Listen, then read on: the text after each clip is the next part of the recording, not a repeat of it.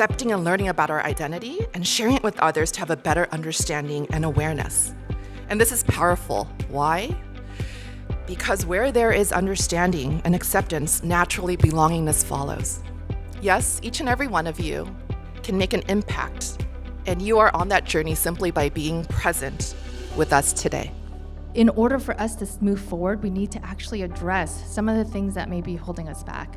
The here and now and the past and the future are all part of our belief systems. I think our community needs to wake up and realize things don't change on their own. Being hardworking and smart and going to good schools and keeping your head down and just being a good citizen and hard worker in this country is not enough. And I think especially now for Korean Americans, this new generation, it's easy to take it for granted. It's a great time to be Korean American, right? When we were growing up, it wasn't like that. It's a very different time. We all have to do something in our own capacity to pay back what we have received. Yeah, that's what I wanted to share throughout the films that I create. When we dialogue, when we connect, when we are maybe even a little bit vulnerable and we share our stories, there's actually a lot of place for connection and commonality, even despite maybe some differences of like where you lived, where you grew up, what kind of role do you play in your jobs.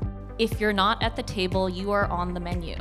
That people who get to make the decisions are not necessarily thinking of all of us and our families and our communities. And that's why it's so important that we start to lean in when it comes to policy in our communities. So even if you don't necessarily have a seat at the table, you're putting yourself at the table just because you voted, and that is so important. And if you take anything away from the session today and you walk out of here and you're encouraging someone to do the next thing, it's that.